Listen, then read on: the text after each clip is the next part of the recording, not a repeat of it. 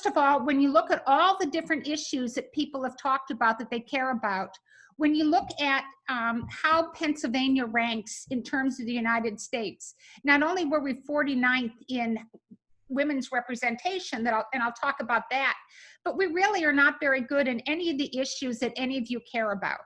You know, I could talk about, I have an engineering background, so I can talk about infrastructure. Even if you drive a lot, you may not know that Pennsylvania has the 5th worst roads in the country, according to the Society of Civil Engineers. And we have the 2nd most number of structurally deficient bridges in the country. Didn't know that one, did you? If somebody said education, our school districts, we have the biggest discrepancy between wealthy and poor school districts in the country. Our college students graduate with more debt than any other, I don't know if we're worst or the 2nd worst, no, the worst, in terms of the amount of debt that college students graduate with, worst in the country. We have the 2nd worst community college system, according to the National Association of Community Colleges in the country. If you talked about equality, economic equality, we're one of only 21 states and the only one in the Northeast that has still uses the national minimum wage of $7.25. And don't tell me it's, if we raise the minimum wage, jobs would go down. There was a study done in New York to our north, Ohio, New Jersey, and none of them found that to be true. If you talk about women's health, you know, our state legislature, whenever they don't have anything else to do, I think they bring up another anti-abortion piece. Until we had Tom Ridge, we were one of the states that did not advance Medicare. 82% of the counties in Pennsylvania have no abortion providers.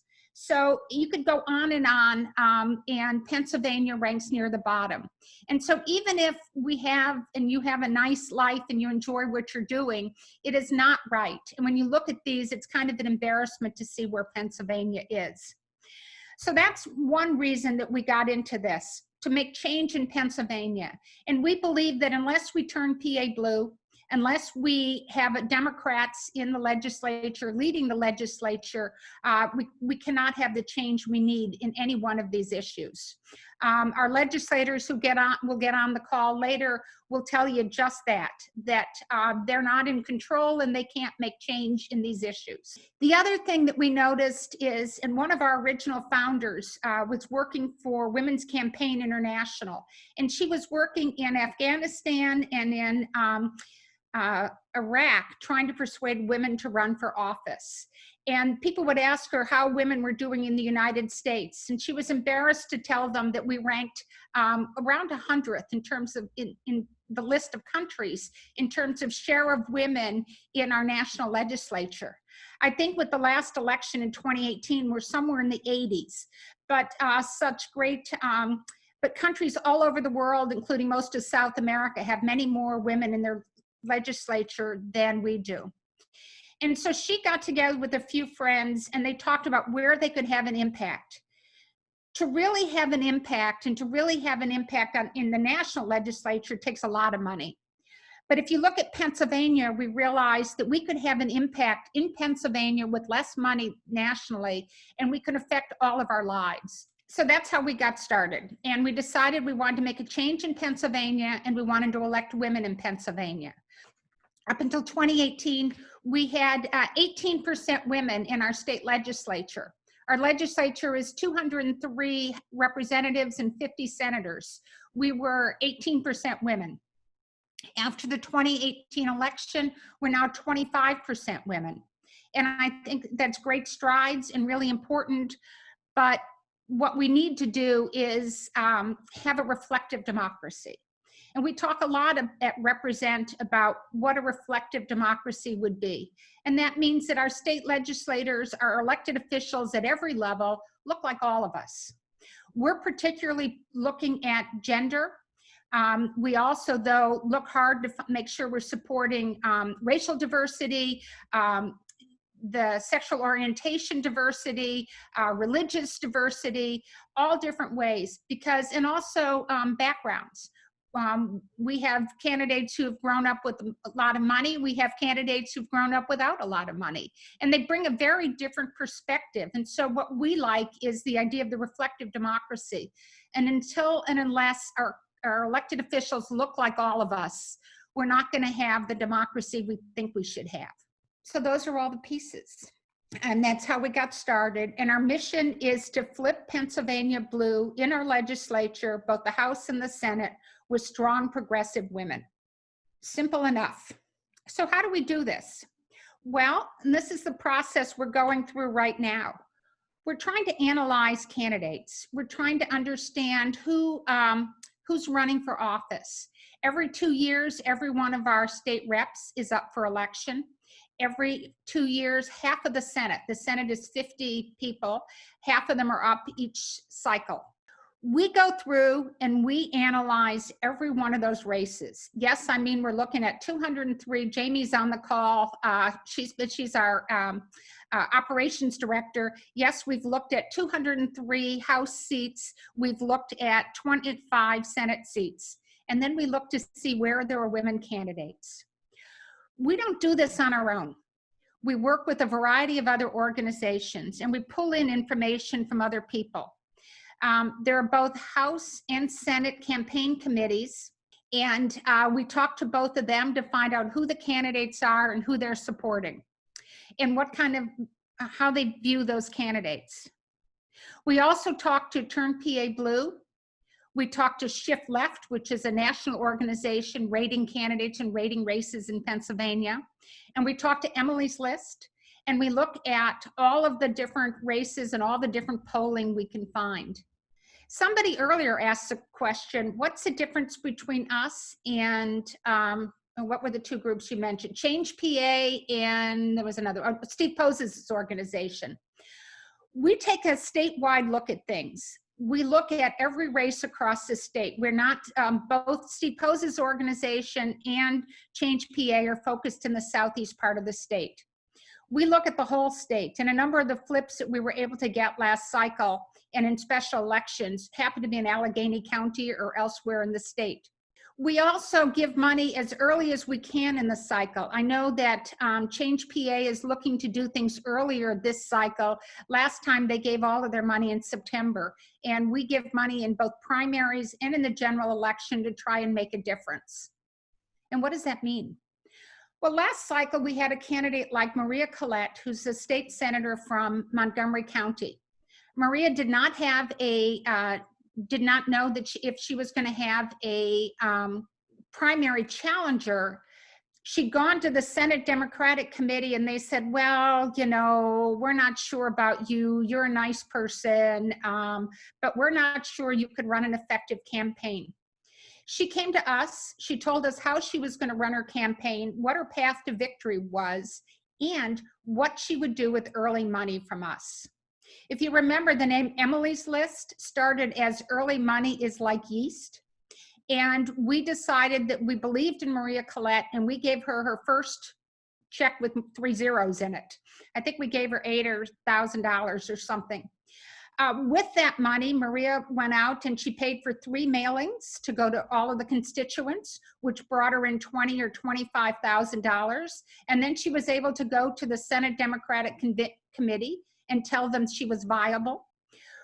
They endorsed her, and then she won. And we gave her more money in the process to make sure she could win. But Maria Collette would tell you today, and I've made sure she's told people, that we were her early endorsement, we were early money, and we made the difference in her campaign. And that's the difference between us and a lot of the other organizations out there. We don't interview candidates. What we do and let me tell you what our process is. We find out who all the candidates are in the 228 races that are going on in 2020. Any of the candidates who are women, we write to them and we ask them if they'd like to hear about Represent. A number of them who are incumbents already know about us and they fill in an abbreviated incumbent application. But the others have to fill in kind of a lengthy questionnaire. We want to get to know them. And why is this? first of all, we want to make sure that they represent our values. And it's really important. We ask them how they feel. Remember those issues I asked you about earlier that you cared about? We ask them to talk about, how do you feel about education? What do you think the challenges in Pennsylvania are in education? What do you think about women's rights? What do you think about women's health, including abortion? How do you feel about infrastructure, gay rights, economic equality? And we look and see how they answer these questions. We also ask them a series of questions to try and get at, do they have a path to victory? Because we look at these things as going together. We have both, we want to understand the candidate, we want to make sure the candidate reflects our values, and we want to make sure that they have a path to victory. We are not a charity. We're not oh, I like this person, let me give them some money. We want to make sure that our money will go to making a difference. Every candidate we endorsed did not win. But I would tell you that if everyone had won, that would mean that we didn't make real good investments. Because if everyone wins, that means that maybe they didn't need our money after all. So we try and have a good win percentage, but we really analyze both the race and the candidate. How do we do that? Well, we have an endorsement committee that consists of anybody who's given us more than $1,200 in a given year, or $100 a month, is invited to be on the endorsement process, and we give them a number of our applications to read, and they rate them. And then we separately and then we compile all the statistics on how they rated. And we have people whose answers we love, and then we have people that you read it and go, are you sure you're a Democrat? Because I don't think you believe in anything that I do. We also ask them about gun control, and that one's always an interesting one. Now we call it reducing gun violence, and that's always an interesting one to see how people answer that one. There were no wrong answers, by the way, when people ask us, when they fill in their answers. We don't have oh, you must say the following 6 words or you don't count, on any issue other than abortion. And we were started by a whole group of us who were 70s feminists, and I'm sorry, I'm not fighting that battle anymore. If you don't say you believe that it's a woman's choice, you're not getting our endorsement. But everything else, we have ratings that people do. And that's one side of the equation that I mentioned. The other side of the equation is really to look at the race. How have Democrats done in that district before? Did that district go for Wolf or for Casey in the last election? Did they go for Clinton or Trump in 2016? And also, how is that candidate doing on raising money? Do they know how to raise money? Are they able to raise money on their own?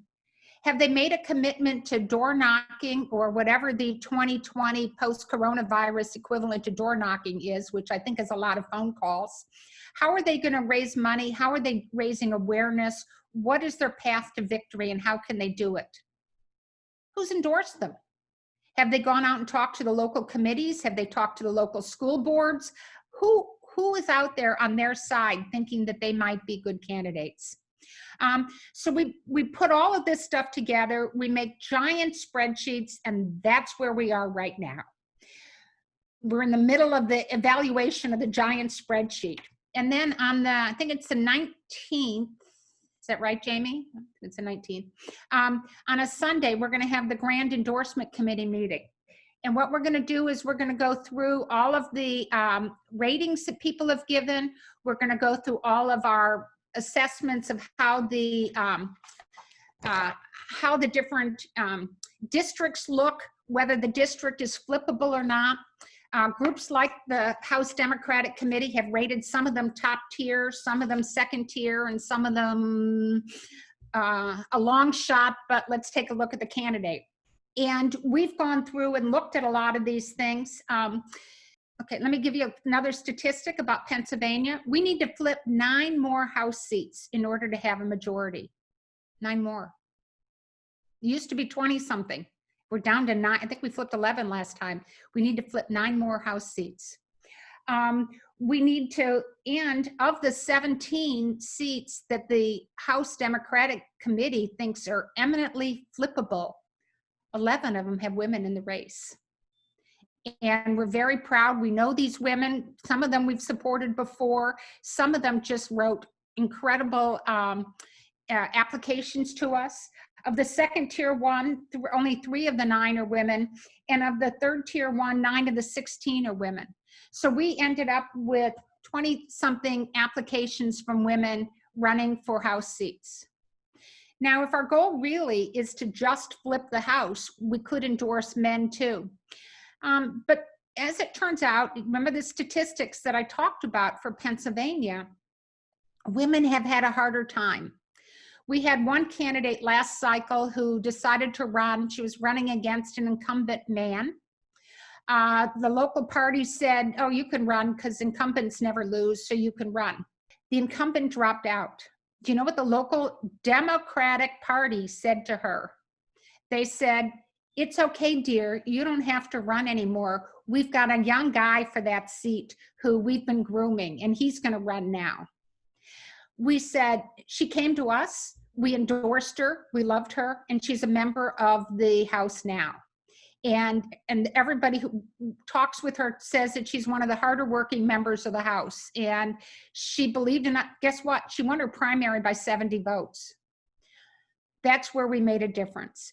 We really believe strongly that if a seat is flippable, it's time to put a woman or in that seat.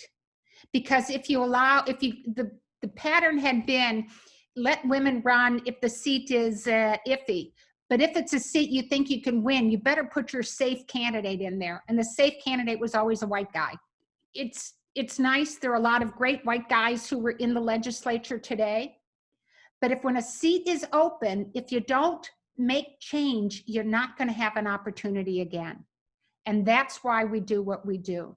I don't know, in 2022, when we have Democratic majorities in both the House and the Senate, and we're up to 50% or 40% women, I may feel differently. But for right now, this is our cause, and this is how we go about it.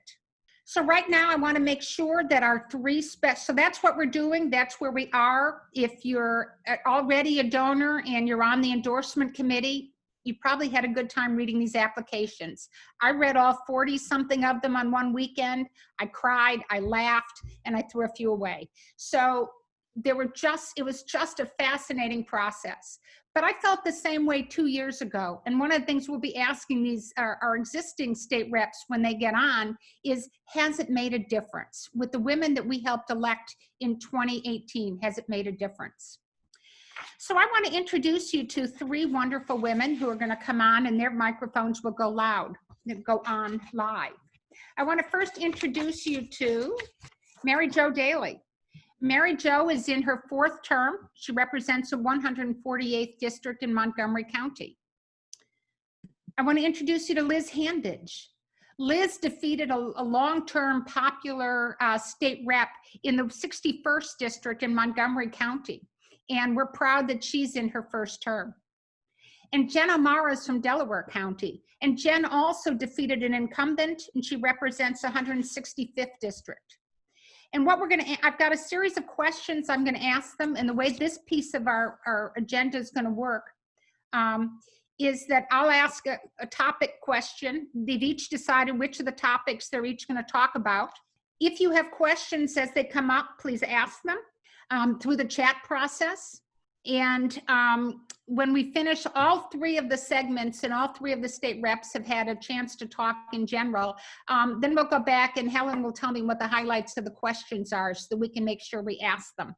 So let me start with Jen O'Mara. Actually, I said Mary Jo, but let me start with Jen O'Mara. Jen, I assume you're on. Hi, yeah, I'm here. Hi, Jen, how are you? Thank you for joining us. Hi, good, how are you? Thanks for having me. It's hard not to start a meeting like this, considering we're doing this through Zoom and we're learning how to do something new. It's hard not to start something like this without talking about COVID-19 and the impact it's having in Pennsylvania and the impact it is having in your district. So if you could start, and we also, we get to see I have all kinds of adjectives for it, but the daily process we get to see from the White House. and we've seen a lot from Congress, but I don't know that everybody's gotten to know that you all are working really hard to try and have an effect in Harrisburg. So Jen, if you could tell us, are you meeting? What are you talking about? What was it like to vote remotely for the first time? And what is happening in Harrisburg around the pandemic? So thank you everyone for having me. As was mentioned, I'm Jennifer O'Mara. I'm a state representative in Delaware County, represent Springfield, Marple, Morton, and Radnor. And I got elected by 530 votes and flipped the district for the first time in 40 years. So the work that Represent does is so important, and we'll talk about that more later. So life has been really disrupted, as all of you know, with COVID-19. And the first thing that sort of happened with all of us is our offices went to working remotely, our district offices. State representatives in Pennsylvania, it's a full-time job, which means we have a full-time staff, and we have district offices that are open Monday through Friday, 9 to 5, sometimes later. And so all of our staff are currently working remotely and still fielding constituent requests. And so I know I'm not alone in saying that over the last few weeks, we've heard from more and more and more people, especially about things like unemployment, about small business loan support. We get more questions than you can imagine. I think in a lot of ways, we've become a place for people to vent and to take out a little bit of their stress, but it helps them to know that someone's listening, so we're willing to do so. I've been helping people find food, which is really important. And then I've had people asking if I can help them get a lawn signs that say, "Thank you, essential workers," because I guess I'll make them a lawn sign. But we also are in session. And so on March 16th, I believe it was, we were in session physically. We went to Harrisburg and we voted on a rule change. While we were there, many of us were now under stay-at-home orders, or at the time it wasn't called stay-at-home, but we didn't go, many of us didn't go to the floor. We stayed in our Harrisburg offices and voted from there, which is allowed by our House rules as they currently stand. But what we did was we made a rule change that made it so we could vote remotely from our districts, as we were voting by proxy via the whip of each caucus. And I think we're the second legislature in the entire country to make this voting remotely change. So other states have now been contacting us to see how we've done it and how we were successful. So our first session was last week. It was one of the few times I've heard from the staff that it was truly bipartisan, in that the staff all worked together to pass bills. We worked on I think it was a couple more, but 4 primary bills around COVID-19, because there were some things we had to do right away. And we're really working closely with the governor's office, because we need to know what he needs from us legislatively, and in terms of us being a legislative body. The first bill, Senate bill, I think it was 422 that you all heard about, is changing the primary date, which was a big deal. We moved it from April 28th to June 2nd.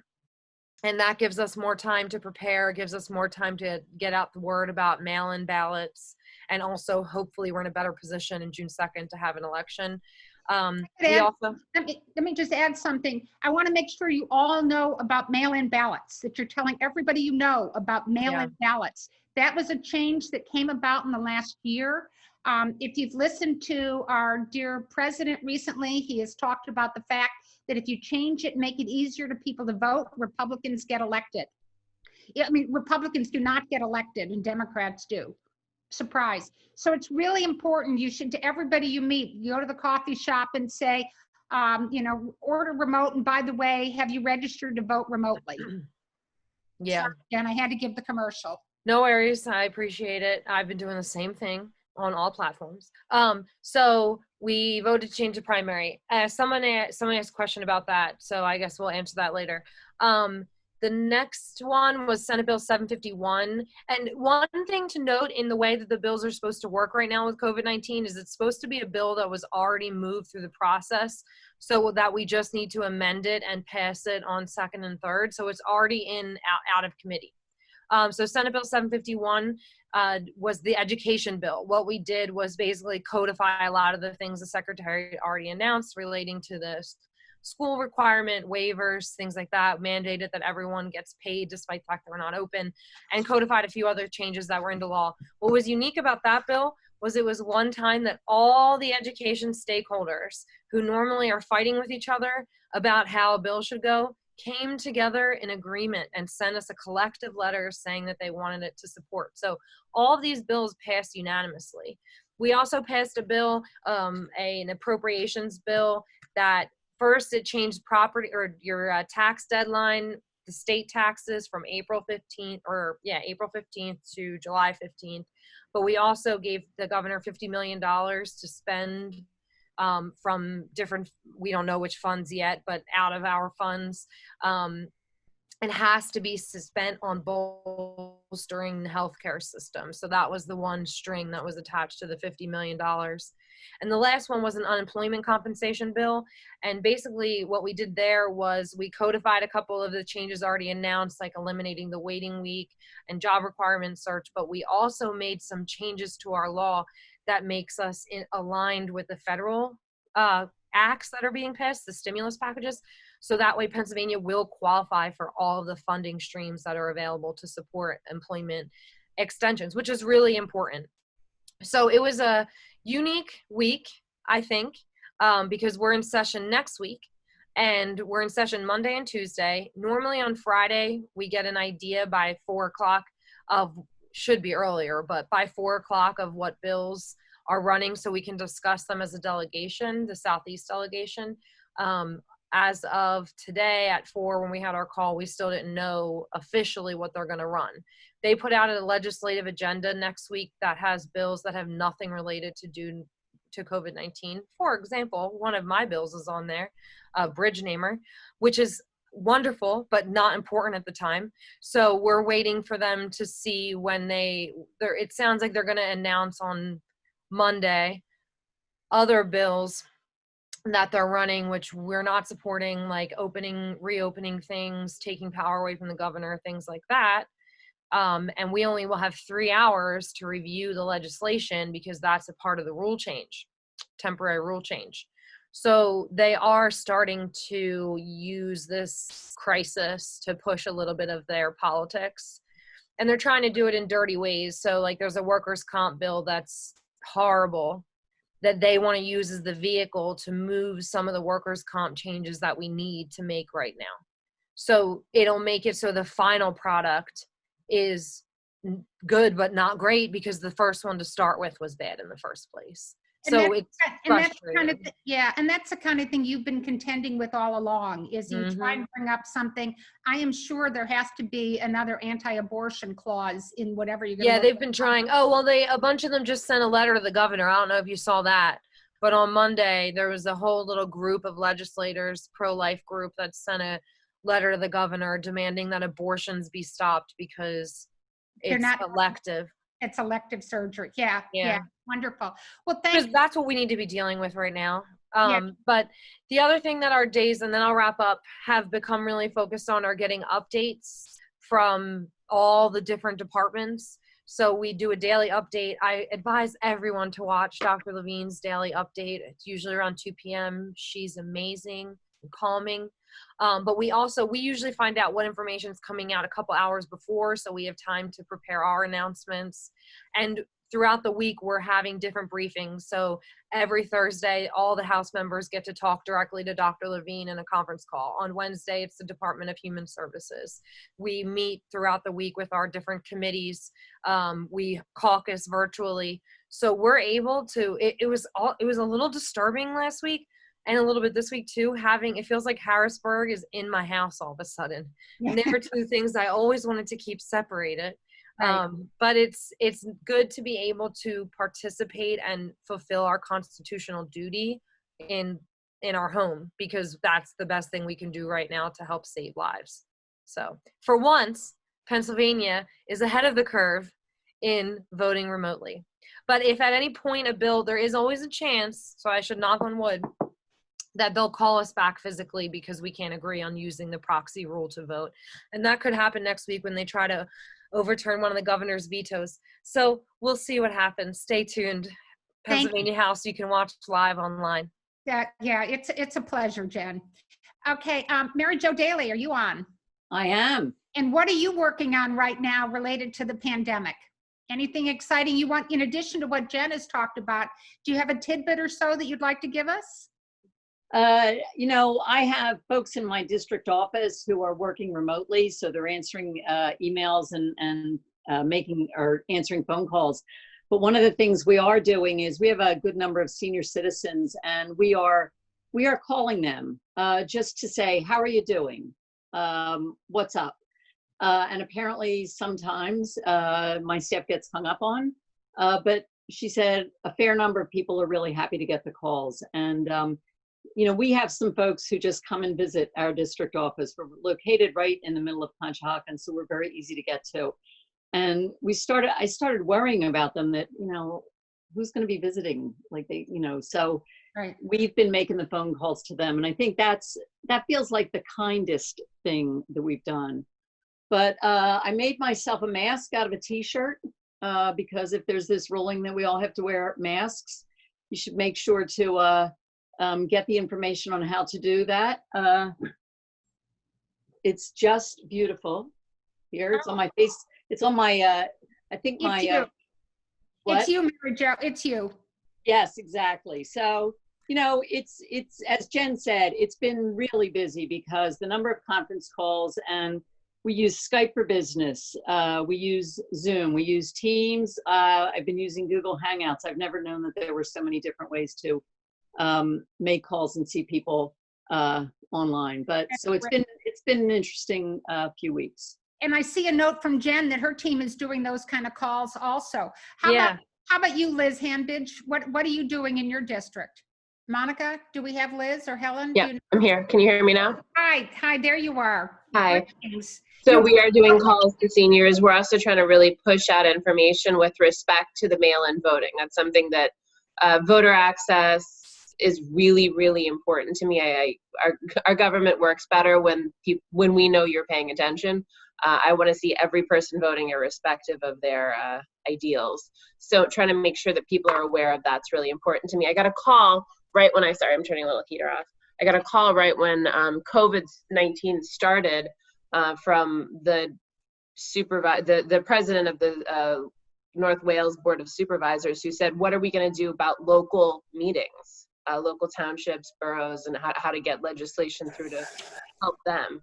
And I'm working with various reps from both sides of the aisle to try to deal with that problem, working on trying to get some property tax relief for constituents to delay their tax payments. And I think the level of bipartisanship that I'm seeing is rather unprecedented. And I hear that Jen as Jen alluded to, we're hearing that again and again. There is a little bit of that sneaking in of things that one wouldn't want and things that aren't relevant right now, but I think everyone's playing relatively fairly. Great, thank you, Liz. And by the way, we have another state rep on the call who just decided to call. He's a longtime friend of the family here, Brian Sims. Are you on? Can we open up Brian's microphone so he can say hello? Oh, that's really fun. Hi, everybody. See, you're calling, you get, okay. Cook and clean up my dinner, but hello. I just thought as long as we're talking about what people are doing for their constituents, I know that you value the work that Represent has done. I know that you appreciate the fabulous women that we've helped elect, but how are your constituents doing? You know, my constituents are responding well to the things that the three legislators that you've already had have spoken about already, and that's information.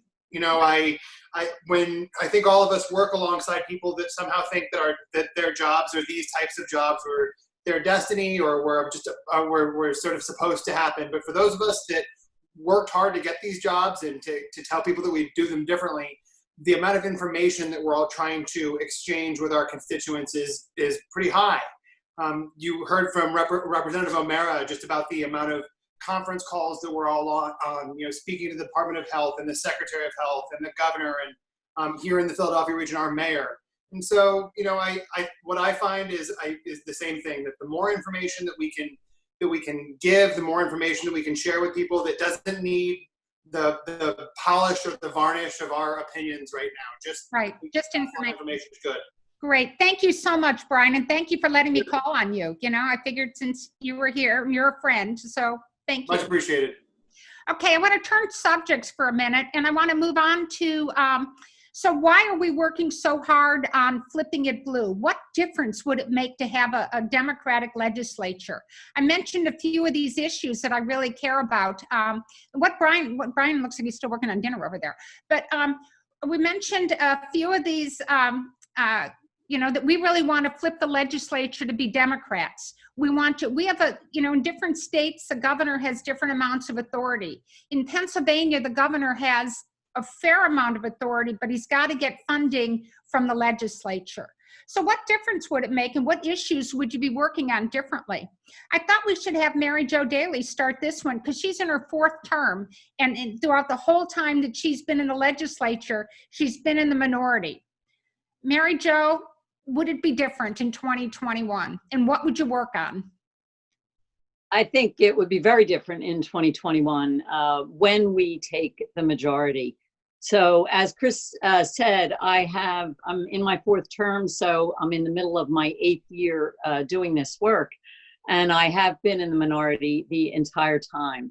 And I think to understand, it's a huge difference. So when you're in the minority, you're basically reacting to what is being proposed and what is being heard by the majority party, because the majority party has complete control over everything. And I mean, really seriously, everything. They dictate the calendar. They have control over the agenda. You know, they have, right now, they have such a strong majority that they really don't need us. I mean, if every committee, we have, I think, 26 standing committees, and each of those standing committees has 15 majority members and 10 minority members. So you can just imagine that to get something out of committee that is in any way not popular with the majority, it's very difficult to get it out. And it doesn't even have to be brought up because there are at least 3,000 bills that are introduced every session. And some of them just never get brought up for a committee hearing. And the committee hearing is the very first consideration that any bill is given. So you cannot get a bill passed unless it goes through one of the standing committees.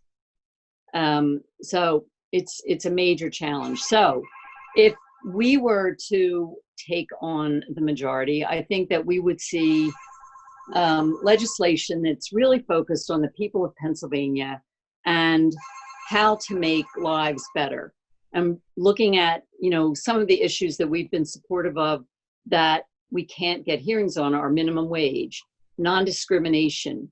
The education budget really is always a huge battle, and you see the fight that we have for fair funding.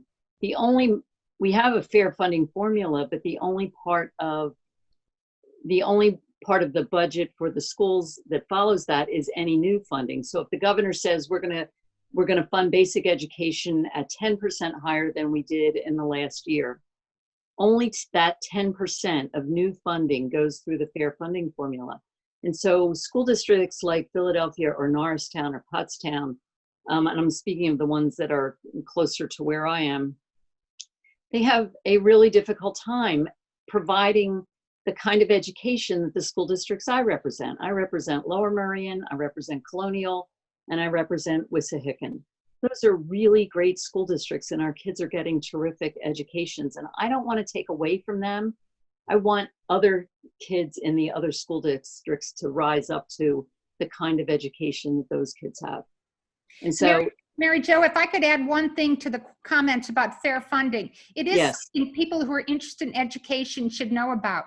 We have a lot of school districts in the center part of the state who are losing population. They're losing population, but the amount of money that they get from the state does not decline. Because that's right. It's because only we have, the fair funding formula only works on new funding, but you don't go back on the others. And so what it means is dollars per student for the school districts that are growing continues to decline, and the dollars per student for the school districts that are declining in population keeps growing. Tell me how that yes, is fair. But we can't bring it up, as Mary Jo said, it does not come up until the Democrats are in the majority. that's right. And I mean, the environmental issues, which are so important in the district that I represent, I think that we would see a very different story if Democrats, well, it wouldn't be completely different because we have a lot of Democrats that live out in the West who are very interested in the fossil fuel industry. And so, but I think that we would see a more even kind of playing ground. And I'm going to also talk, I mean, fiscal matters. This is an area where, unfortunately, what happens when Republicans are in charge, they really grind us down to the bottom, and they don't really take, they say that they're fiscally responsible, but they're really not. We don't have a significant rainy day fund in Pennsylvania, and that is really hurting us with this COVID-19 outbreak. It's incredibly difficult to see how I hear frequently from my colleagues that, well, we can't afford that. And sometimes you have to get to the point where you have to look at, well, can we afford not to afford that? And so I think that if we have a Democratic majority, we will be looking at the things that we think that we can afford. And we will be doing things to boost the economy of Pennsylvania. People who pay, you know, if people earn more through minimum wage increases, then they pay more in taxes. It's like, okay, that's good. They don't all get fired because the statistics show from other states that have increased their minimum wage that it doesn't reduce the jobs. So those are things that I think that are really important. But since you talked about reproductive rights and abortion, I just want to also point out that having the majority, because we have more Democrats who are on this. So when I started in the legislature in 2013, one of the very first bills that I ever voted on was related to abortion coverage.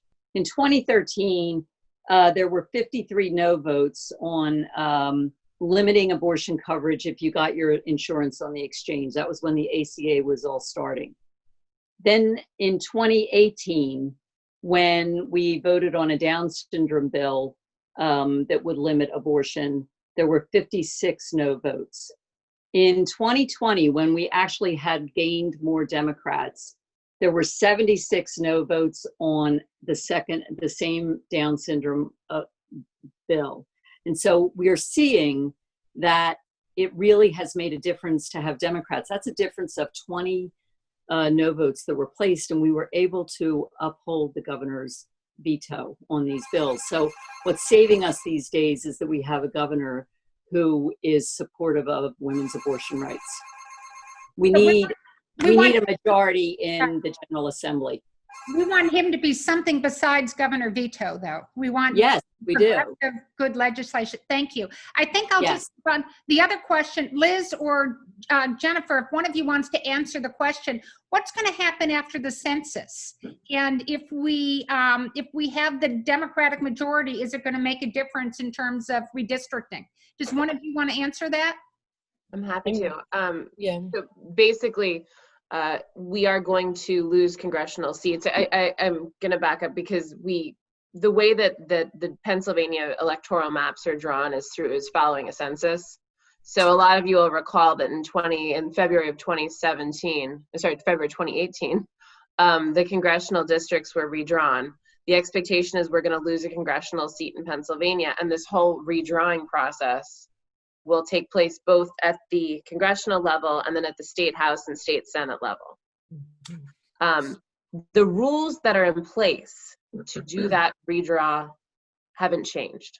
So it seems like the map got a lot better. If you recall, we were cartoonish in our congressional 7th district. I think it was Donald Duck kicking Goofy or something like that. And we were one of the most gerrymandered districts in the country. The process that caused that hasn't changed at all. So following the census, all of our districts are probably going to move a little bit. And at this point, there's no independent commission. There's no intent towards ending gerrymandering. So we will see that process continue, but it's incumbent upon everyone to pay attention. The maps come out, the drafts of the maps come out. We need everybody to be stepping forward and saying, this doesn't look right, this doesn't comport with the Pennsylvania Constitution. Clear, concise, contiguous boundaries are what our Constitution guarantee, and we're not going to see that unless we're all ringing the bells about what's going on. And if none of these other issues hit you as being the most important things about flipping the legislature, redistricting should. If the Democrats are in charge, redistricting will be different. I just want to make a quick plug while everyone's at home that you should do your census survey so we can have as many people counted here as possible. I heard this week I participated in one of the federal briefings with the White House. So I heard that 35% of households have participated in the census already online. So I'll send the link on how you can do it in a minute. But everybody should do that. It is so important. It controls two things. One is the redistricting. And as Representative Hanbidge said, Pennsylvania is probably going to lose a seat in Congress. So there'll be the massive redistribution of Congress again, but also our state house. And everything that happens within the state house and how these districts are drawn are controlled by that. So it's critically important. The other thing that's controlled through the census is there's some, and I can't remember, it's tens of billions of dollars come from the federal government to Pennsylvania, and they're allocated to the states based on population. And so if we don't count all of our citizens, we don't get our fair share. I want to go to one other question, and this one I'll ask Representative Hanbidge to lead off on. So we Represent supported you in 2018. Yeah. Yay, Liz, you won. Does it make a difference? Does it make a difference to have, how much does a race cost? We're not a significant part of your money, but we try and be the early money. We try and be your best rah-rah money. Does it make a difference to have groups like Represent? Absolutely. So races like mine, I overthrew a long-term incumbent who is very well liked. And one of the ways that you do that is to make sure you're getting the word out about that person and their voting record. So with respect to reproductive rights, the person that I ran against was anti-choice. And getting that message out, people were like, oh, I really like her, she's really nice. And I was like, well, do you know she's voted against every piece of pro-choice legislation ever in her entire tenure? And people, so it causes them to think. So having your support early allowed me to get the word out, and that's the strongest tool that I had in my toolbox.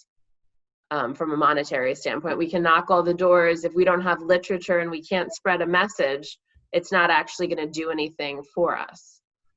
And having people like Rep. O'Mara, people like me in our seats, allowed us to really contribute to that pro-choice message.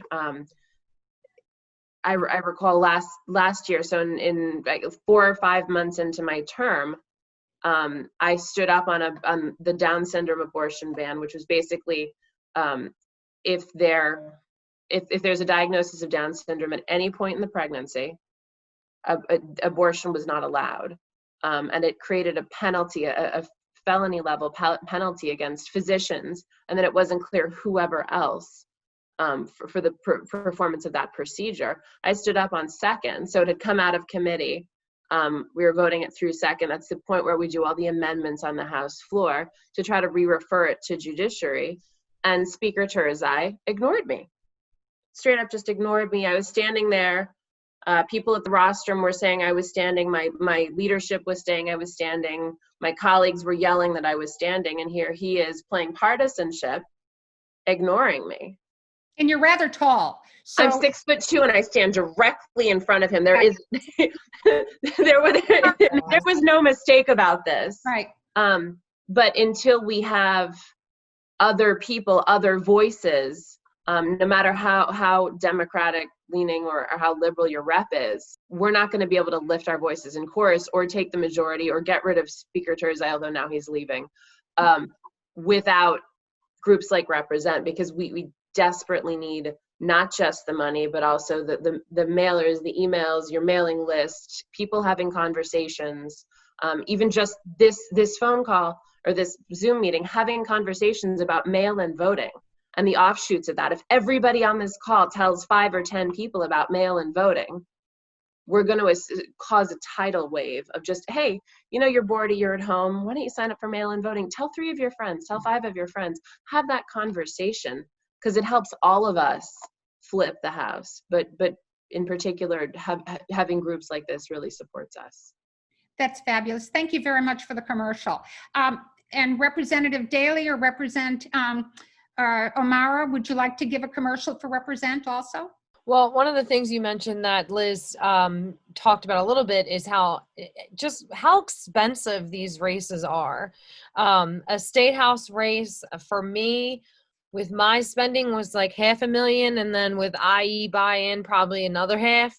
So then IE's independent expenditure, which we only have an idea of what that is because we don't get to work with them by law.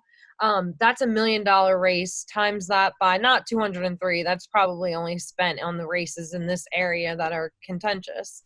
But for us to be viable in a race like that, we have to show that stakeholders support us. And Represent has become a stakeholder for pro-choice women. And so when I was running, I was really, really proud to get the Represent endorsement. And then I used it to help me leverage the Planned Parenthood endorsement, because Planned Parenthood was saying, well, we don't know because he's given us one good vote, even though he's always voted. He voted once well on committee. And then he got the Pro-Life Federation of America endorsement. So I was able to email them with Represent on my website and say, hey, Planned Parenthood, here I am and endorsed by these groups. You should join this winning team.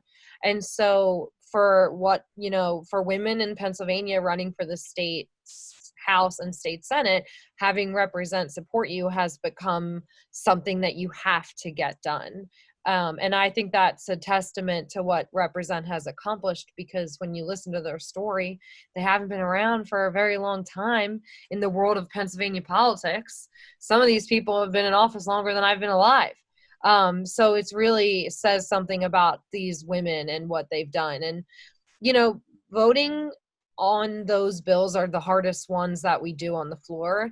And in a district like mine, just because they're personal, and I leave very angry at the Republicans who are sitting there voting against my rights and your rights. But when you leave, you always have to wonder, especially in a district like mine that's majority Republican, is that vote going to be the thing that people revolt against me? But you have Represent's back. Represent will still have your back. And that's important to feel that in those moments. Thank you. I'm going to cry.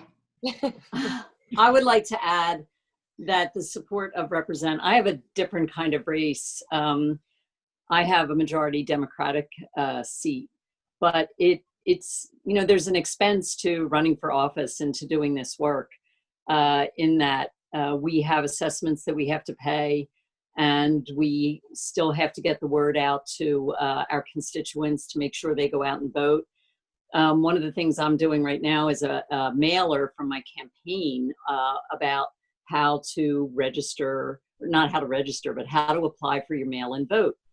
And we picked a universe of 3 people who have voted at 3 out of the last 4 elections, and it's going to cost $7,500 to do that. So that's a significant amount of money. So even, I'm raising money all of the time. But the other thing that I have done with the money is, I say this to people who are donating to me, that I'm also trying to support women who are running for office, because that is something that I have been supportive of for decades now. It's one of the things that has always been a big deal for me. And I don't know if Chris wants me to explain this, but I also brought an organization called Emerge into Pennsylvania, which recruits, trains, and mentors Democratic women to run for office. So I'm really proud that both Liz and Jen were Emerge women and went through our classes and took them. So supporting women to run, I've been a lifelong Democrat, so I'm also supporting some of my male colleagues in giving them campaign contributions, because but I've really been working at trying to get women elected. So I appreciate Represent because they're giving to a lot of the women that are going through our training. And so you need money from all different directions. And even if, I mean, I do have an opponent in the general election this year. I don't always.